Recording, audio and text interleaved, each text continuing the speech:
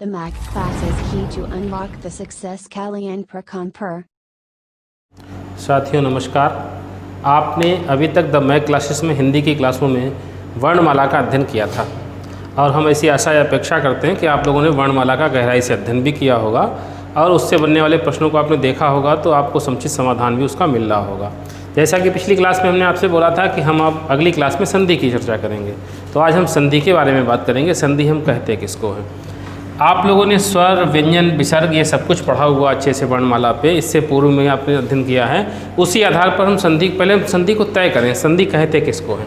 एक छोटा सा सूत्र होता है, पराह सन्निकर्षा संहिता। पराह सन्निकर्षा संहिता कहता है कि दो वर्णों के निकट आने पर, सन्निकट आने पर जो कुछ भी विकार या परिवर्तन होता है उसको संधि नाम दिया जाता है। सम्यक रूप से दो वर्णों को मेल कराया जाए और मेल कराने पे जो विकार या परिवर्तन उत्पन्न हो उसको संधि का नाम दिया जाए। और संधि के भेद पूछे जाते तो आप तीन बताओगे। ये तीन भेद कौन कौन से होते? एक तो स्वर संधि होती हमारी, एक व्यंजन संधि होती और एक विसर्ग संधि होती। स्वर आपने पढ़े थे, स्वरों के भेद हमने कितने पढ़े थे? 11। व्यंजनों के भेद हमने पढ़े थे 33। विसर्ग किसे कहते थे? जहाँ कहीं दो बिंदु समानांतर रूप से किसी शब्द के या पद के अंत पे स्थापित होते थे उनको हम विसर्ग बोलते थे। इनके भी भेद होते हैं। स्वर हमने पढ़े थे छोटा आ, बड़ा आ, छोटी ई, बड़ी ई, छोटा ऊ, बड़ा ऊ, ऋषि वाला री। ए, आए, ओ और औ। इन 11 स्वरों का स्थान हमारी स्वर संधियाँ तय करेगा। और स्वर संधियों की अगर आपसे, ये स्वरों के भेद हैं 11, अगर स्वर संधि के भेद पूछे जाएंगे तो इनकी संख्या आप कितनी बताओगे? 5। ये किस आधार पर तय होते हैं कि पहले पद का अंत स्वर पे हो। हमने अब पिछली क्लास में आपको बताया था पद किसे कहते हो। किसी भी वर्ण समूह को जब तक हम उच्चारित करते हैं उसको शब्द बोलते हैं, और जब हम उन शब्दों को लिखित रूप दे देते हैं, व्याकरणीय योग्यता दे देते हैं, उनको हम पद बोलने लगते हैं। पहले पद के अंत पे स्वर हो और दूसरे पद के प्रारंभ में स्वर हो, अर्थात जहाँ कहीं स्वर और स्वर का मेल कराया जाए उससे कोई विकार या परिवर्तन उत्पन्न हो उसको हम स्वर संधि का नाम देते हैं। व्यंजन संधि पे 3 स्थितियाँ तय होती। पहले पद का अंत स्वर पे हो, दूसरे पद का प्रारंभ व्यंजन से हो। पहले पद का अंत व्यंजन से हो, दूसरे पद का प्रारंभ स्वर से हो। पहले पद का अंत व्यंजन से हो और दूसरे पद का प्रारंभ व्यंजन से हो। इन 3 स्थितियों पे व्यंजन संधि तय होती है। विसर्ग संधि, पहले पद का अंत विसर्ग से हो, दूसरे पद का प्रारंभ या तो व्यंजन से हो जाए या स्वर से हो जाए। पूरी संधियां हमारी इन्हीं चरणों पे तय होंगी। स्वर संधि पे बिल्कुल तय होता कि पहले पद का अंत स्वर से होगा, दूसरे पद का प्रारंभ स्वर से होगा। व्यंजन संधियां 3 स्थितियों पे तय होती। पहले पद का अंत स्वर से हो, दूसरे पद का प्रारंभ व्यंजन से हो। पहले पद का अंत व्यंजन से हो, दूसरे पद का प्रारंभ स्वर से हो। पहले पद का अंत व्यंजन से हो, दूसरे पद का प्रारंभ व्यंजन से हो। विसर्ग संधि की 2 स्थितियाँ, विसर्ग का योग या तो व्यंजन से हो जाए या स्वर से हो जाए। ये हमारी संधियों का एक प्रारूप तैयार होता। और इन्हीं स्वरों के 11 भेदों के आधार पर आपसे स्वर संधियों के जो भेद पूछे जाते, कभी कभी उनके नामों की भी बात होती कि स्वर संधियों के भेदों के नाम क्या क्या होते हैं। ये जो स्वर संधियों के भेद स्वर बनाते हैं, इन संधियों के भेद 5 तय होते। कौन कौन से 5 तय होते? सबसे पहली संधि हमारी होती दीर्घ स्वर संधि, दीर्घ स्वर संधि। दूसरी संधि होती हमारी गुण स्वर संधि। तीसरी संधि होती है हमारी वृद्धि स्वर संधि।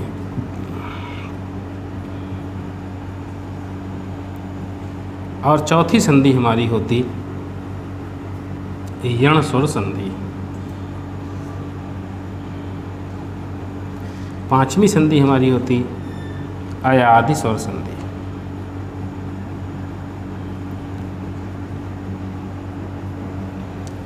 देखो ये 5 संधि, अगर आपसे स्वर संधियों के भेद पूछे जाएंगे तो ये 5 नाम लिखे होंगे, दीर्घ, गुण, वृद्धि, यण और अयादि। 2 और होती हैं, पूर्व रूप और पर रूप। उनकी जब कभी हम संस्कृत की क्लास पे आएंगे तो उनकी भी चर्चा करेंगे। हालांकि ये स्वर संधियों में जो पूर्व रूप और पर रूप है, ये अभी आपके टीटी के जो एग्ज़ाम हुआ था इस पर बहुत अच्छा उसका स्थान होता है, उसकी क्लास पे, संस्कृत की क्लास पे हम चर्चा करेंगे। अब एक एक संधि को हम समझने का प्रयास करें। सबसे पहली हमारी है दीर्घ स्वर संधि। जब आपने वर्णमाला का अध्ययन किया था तो हमने दीर्घ स्वरों को स्थान दिया था। दीर्घ स्वर हमने कौन कौन से बनाए थे? बड़ा आ, बड़ी ई, बड़ा ऊ, ये हमारे लिए दीर्घ स्वर थे। एक और हम उस पर शामिल कर दें, एक री को भी बड़ा कर दें। देखो छोटे री और बड़े री पे क्या अंतर होता? छोटे री पे जो हम ऋषि के री पे जो नीचे सर्किल, हाफ सर्किल बनाते हैं, छोटा सा चूल्हा बनाते हैं, इस पे जब 2 चूल्हे लगे, 2 सर्किल लगे तो उसको बड़ा री बोलते हैं। ये दीर्घ स्वर संधि तय करेंगे। अर्थात जहाँ कहीं 2 स्वरों का मेल कराया जाए, उनमें इन 4 स्वरों को स्थान मिलने लगे मात्रा के रूप पे, तो वहाँ दीर्घ स्वर संधि तय होती है। जब आप संस्कृत की क्लास पढ़ोगे तो हम आप उसको प्रत्याहार बनाना बताएंगे, उस पर एक प्रत्याहार बनाएंगे, तो प्रत्याहारों से आपको ये छोटे से सूत्र समझ में आएंगे। एक सूत्र होता है अकः सवर्णे दीर्घा। अकः सवर्णे दीर्घा, ये क्या है अकः सवर्णे दीर्घा? प्रत्याहार बनाओगे तो एक अक प्रत्याहार बनाया जाता है। अक प्रत्याहार के योग यदि किसी सवर्ण से हो जाए, सवर्ण किसे कहते हो? सवर्ण कहते हो सजातीय को, सवर्ण कहते हो बिरादरी को। अर्थात इनकी बिरादरी का यदि कोई और एक योग करेगा तो वह अपने दीर्घ स्वर में परिवर्तित हो जाएगा। अक प्रत्याहार बनाते हो तो हमें 4 वर्ण मिलते हैं, आ, ई, ऊ और ऋषि वाला री। एक और मिलता है री, लेकिन उसको यहाँ पर हम स्थान नहीं देते, उसको छोड़ देते हैं, ला का स्थान संस्कृत में मिलेगा। इनका योग यदि सवर्ण से हो जाए, अर्थात छोटे आ से हो जाए या बड़े आ से हो जाए। ई का योग छोटी ई से हो जाए या बड़ी ई से हो जाए। छोटे ऊ का योग छोटे ऊ से हो जाए या बड़े ऊ से हो जाए। ऋषि का योग ऋषि के री से हो जाए। ये जो स्वर होंगे ये पहले पद के अंत में आएंगे, पहले पद के अंत में आएंगे, और ये वाले जो स्वर होंगे ये दूसरे पद के प्रारंभ में आएंगे।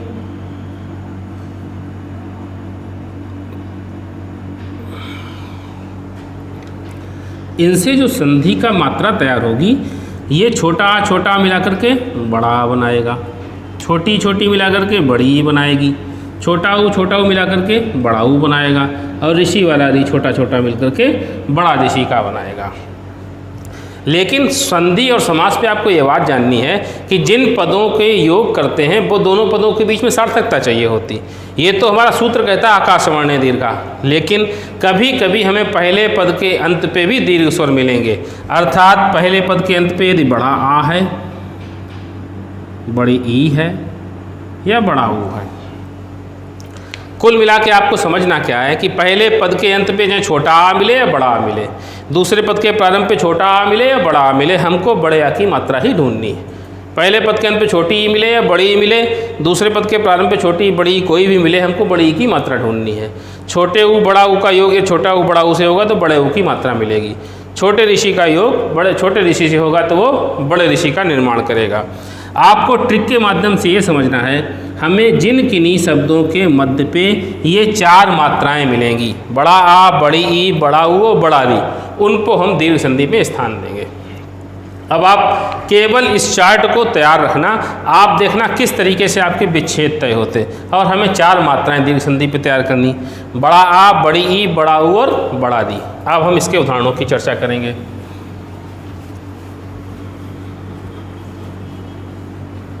आप मेरे साथ ये चार्ट अपने डेवलप करते रहिएगा, इससे आपको कभी भी, अच्छा आप पुराने भी वीडियो पे कभी ये ना करिएगा कि आपने 2 मिनट देखा और निकल गए। आप पूरे वीडियो को अंत तक देखना, तो आपको कोई ना कोई ऐसी ट्रिक मिलेगी जो आपको आजीवन काम आएगी।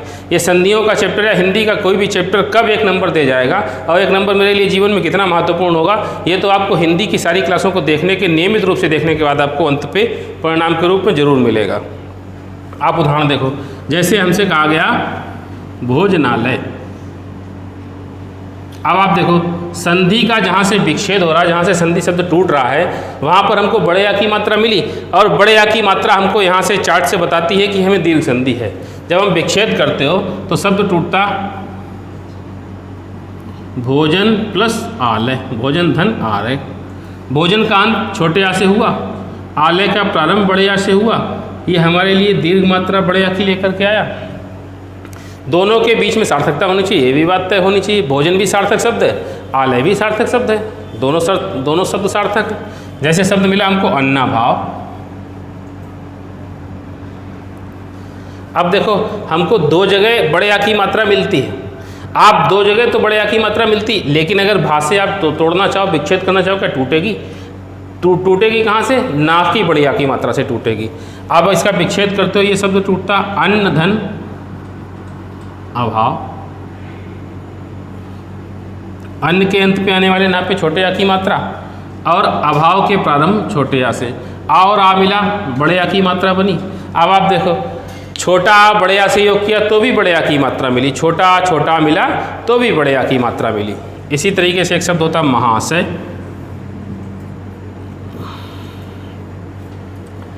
महाशय ये तो तय है कि बड़े या की मात्रा मिल रही, यहीं से विच्छेद होगा शब्द। जब इस शब्द को तोड़ते हो तो महाधन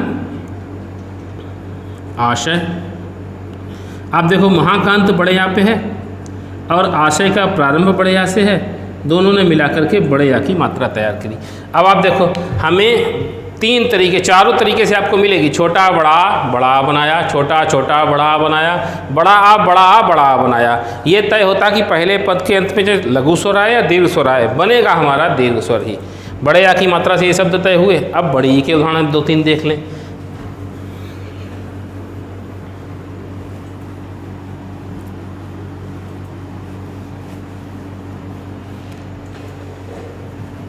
शब्द है गिरीन्द्र। बड़ी की मात्रा से विच्छेद होगा, विच्छेद किया हमने तो गिरि धन इंद्र। गिरी का अंत छोटी ई से हुआ और इंद्र का प्रारंभ छोटी ई से हुआ, दोनों ने मिलाकर के बड़ी की मात्रा बनाई। शब्द है गिरीश। गिरि धन ईश। अब इसका विच्छेद करते हैं तो गिरी पे छोटी लेकिन ईश का प्रारंभ बड़ी ई से, दोनों ने मिलाकर के बड़ी ई की मात्रा बनाई। अब आप देखो ई मिली तो भी बड़ी ई बनी, और ई और बड़ी ई मिली तो भी बड़ी ई बनी। ठीक इसी तरीके से एक ऊ वाला भी देख लें। हमने कहा विधुदय, बड़े ऊ की मात्रा है, ये तय कराता कि हमारे लिए दीर्घ संधि ये तो तय होता है। विच्छेद करते हैं तो विधुधन उदय। विधु का अंत छोटे ऊ पे है, उदय का प्रारंभ छोटे ऊ से है, दोनों ने मिलाकर के बड़े ऊ की। दोनों पद सार्थक हैं। अगर विधु पे बड़ा ऊ करें तो भी दीर्घ संधि तय होगी, लेकिन अगर बड़ा ऊ करेंगे तो विधु पद सार्थक नहीं होगा। इस विधु के माने चंद्रमा होता, अगर बड़ा ऊ करोगे तो ये शब्द निरर्थक हो जाएगा। एक और बड़े ऊ का देख लें। हमने शब्द कहा स्वयंभूदय। देखो बड़ा ऊ यहाँ भी है, बड़ा ऊ यहाँ भी है। केवल आपको इन्हीं चीज़ों पे थोड़ा सा ध्यान देना है कि जिन पदों का हम विच्छेद करें उन पे सार्थकता होनी चाहिए। यहाँ पर अगर बड़ा ऊ करेंगे तो ये पद निरर्थक होगा। और ये स्वयंभू पे जब हम करते हैं तो स्वयंभू पर अगर छोटा ऊ कर दें तो ये पद निरर्थक हो जाएगा। तब हम इस पर बड़ा ऊ करेंगे, स्वयंभू धन उदय। स्वयंभू का अंत बड़े ऊ से हुआ और उदय का प्रारंभ छोटे ऊ से हुआ, दोनों ने मिलाकर बड़े ऊ की मात्रा तैयार करी। ये हमारे लिए, आपको केवल इन शब्दों की सार्थकता पे ध्यान देना है। अच्छा, आप हिंदी की सार्थकता तय कैसे करोगे?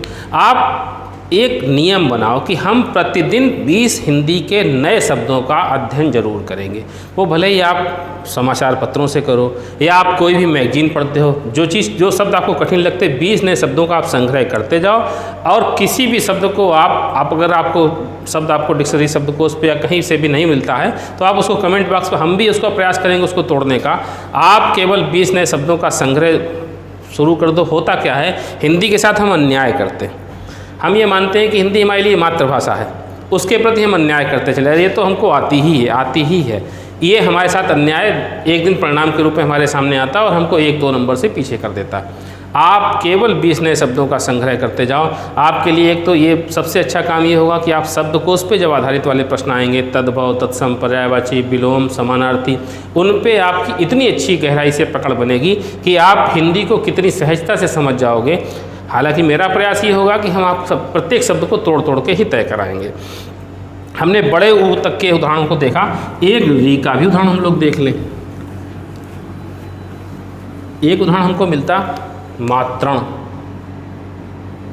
जब भी कोई ऐसा उदाहरण आपको मिलेगा तो आप तय मानो कि इस तरीके की 2 मात्राएं लगी होंगी। जैसे आप हाफ बनाते हो ऐसे 2 हाफ सर्किल, 2 छोटे छोटे से चूल्हे बने होंगे, तो आप निश्चित रूप से पहचान जाना अगर ये चूल्हे लगे हैं तो ये दीर्घ संधि ही है। मात्रण को जब आप तोड़ते हो तो एक ऋषि का री तो हमारे मात्र पे लग गया और दूसरे ऋषि के री से हमारा प्रारंभ हो गया और ये संधि तय हो गई। ये भी सार्थक है, ऋषि का री अंत हुआ। ये भी सार्थक है, ऋषि के री पे प्रारंभ हुआ। दोनों ने मिलाकर के बड़े री की मात्रा तय कराई, शब्द तय हुआ दीर्घ संधि। दीर्घ संधि पे हम लोगों ने क्या सीखा? हमें केवल 4 मात्राएं देखनी। बड़ा आ की मात्रा इस तरीके से लगाते हो, ये कल भी हमने आपको बताई थी। बड़े की मात्रा ऐसे लगाते हो, बड़े ऊ की मात्रा ऐसे लगाते हो और बड़े री की मात्रा ऐसे लगाते हो। किसी भी शब्द के मध्य पे अगर हमको ये 4 मात्राएं मिलेंगी, लेकिन मात्राओं का प्रयोग वहाँ पर होगा जहाँ पर से शब्द का विच्छेद होना होगा, जहाँ से शब्द का टूटने की क्षमता पैदा होगी। वहाँ पर अगर हमें 4 मात्राएं मिलेंगी तो हम कौन सी संधि तय करेंगे? दीर्घ संधि। इसके बाद हम करते हैं गुण संधि की बात।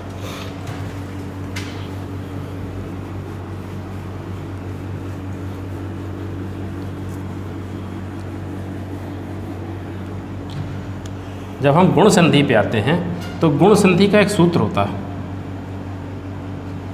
सूत्र की चर्चा हम बार बार करते क्यों हैं?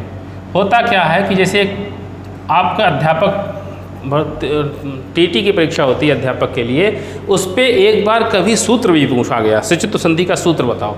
तो इसलिए आप सूत्रों को मेरे साथ साथ खाली लिखते जाइए। धीमे धीमे करके आपको गुण संधि के 2 सूत्र मिलेंगे, एक तो अदेंग गुणा मिलेगा और एक आद गुणा मिलेगा। जो अदेंग गुणा होता है वो संज्ञा सूत्र होता है और जो आद गुणा होता है वो संधि विधायक सूत्र होता है। तो आपको आद गुणा, ये आद गुणा क्या कहता है?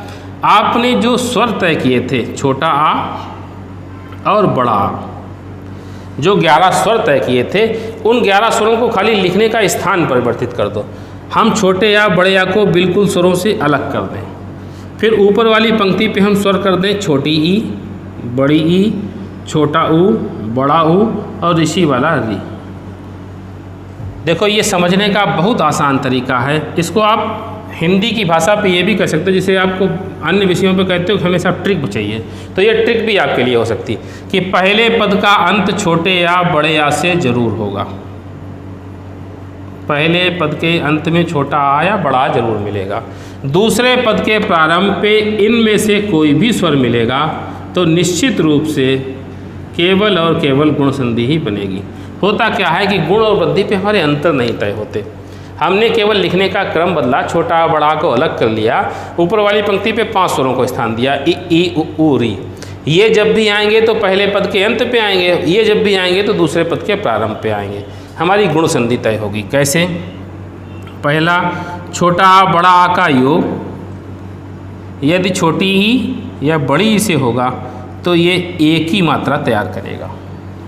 छोटे या बड़े आ का योग यदि ऊ या बड़े ऊ से होगा, ये परिणाम पे हमको ओ की मात्रा स्थापित करेगा। छोटे आ या बड़े आ का योग यदि ऋषि का री से होगा तो ये परिणाम पे हमको अर की मात्रा तैयार करेगा। अब आप देखो, हमें केवल इस चार्ट पे 3 बातें ध्यान रखनी। हमें केवल 3 मात्राएं मिल रही, ए, ओ और अर। पहले पद का अंत तो निश्चित है। देखो, ये देखो, आपने देखा इस चार्ट पे पहले पद का अंत तो हमें छोटे आ बड़े आ से ही मिला। दूसरे पद के प्रारंभ पे जब ई आई तो ए बनाया, उ आई तो ओ बनाया और री आई तो अर बनाया। हमें केवल 3, अब कोई भी शब्द आपके समक्ष आता है, हमें केवल 3 मात्राएं ढूंढनी है। अगर ए, ओ या अर की मात्रा मिलेगी तो हम कौन सी संधि बताएंगे? गुण संधि। यदि सूत्र पूछेगा तो कौन सा बताएंगे हम? आद गुणा। उदाहरण देखिए आप, जैसे शब्द है महोत्सव। आप देखो, जहाँ से शब्द का विच्छेद होना वहाँ पे हमको ओ की मात्रा मिल रही, हमने तय कर दिया कि गुण संधि है। विच्छेद किया तो महाधन उत्सव, दोनों पद सार्थक हैं। बड़े आ से अंत हुआ, छोटे ऊ से प्रारंभ हुआ, बड़ा आ और छोटा ऊ, देखो आप ओ की मात्रा बनाया, इसने ओ की मात्रा तय करी। शब्द है धर्मेंद्र। आप देखो एक ही मात्रा मिल रही, एक ही मात्रा ही हमें तय कराती है कि ये गुण संधि होगी। विच्छेद करते हैं तो धर्म धन इंद्र, धर्म का अंत छोटे आ से हुआ और इंद्र का प्रारंभ छोटे ई से हुआ। छोटा आ और ई मिलाया तो एक ही मात्रा बनाया, इसने हमें एक ही मात्रा दी और हमसे कहा शब्द बनाओ धर्मेंद्र। जैसे शब्द है समुद्रोर्मी। देखिए उदाहरण बोर्ड पे कहीं भी स्थापित हो सकता है। आप केवल वीडियो को जब भी अगर स्पीड पे जा रहा है तो आप उसको रोक के पॉज करके देख सकते हो। समुद्रोर्मी, आपकी केवल एक समझ पैदा करनी, हिंदी के प्रति आप सब जागरूक हो। हिंदी हमारी मातृभाषा, आप निश्चित रूप से जागरूक उसके प्रति रहते हो। समुद्रोर्मी ओ की मात्रा मिल रही, ओ की मात्रा हमें कहती है कि हम गुण संधि हैं। विच्छेद करते हैं तो समुद्र धन ऊर्मी, दोनों पद सार्थक हैं। समुद्र का अंत छोटे आ से हुआ, ऊर्मी का प्रारंभ बड़े ऊ से हुआ, इसने ओ की मात्रा बता दी हमको। समुद्रोर्मी, ऊर्मी माने होता क्या, ऊर्मी माने तरंग होता है। समुद्र धन ऊर्मी। एक री का भी उदाहरण आप देख लो, शब्द है महर्षि। जब हम रा का विच्छेद बताएंगे तो रा हम बताएंगे कि रा हम हिंदी पे 4 प्रकार के प्रयोग करते हैं। तो हम आपको ये ऊपर वाला रा बताएंगे कि ये जो रेफ का रा होता है इसमें कोई भी स्वर का प्रयोग नहीं होता। इसका जब उच्चारण किया जाता है तो महर्षि बोला जाता है, अर्थात रा हमारा आधा होता। देखो यहाँ रा पे हमने हलंत लगाया, यही बात तय करता है कि हमारे लिए गुण संधि तय होती। विच्छेद करते हैं महाधन ऋषि, महाकांत बड़े आ से है, ऋषि का प्रारंभ ऋषि से है, दोनों ने मिलाकर के अर्घ की मात्रा तैयार करी, ये हमारे लिए गुण संधि हुई।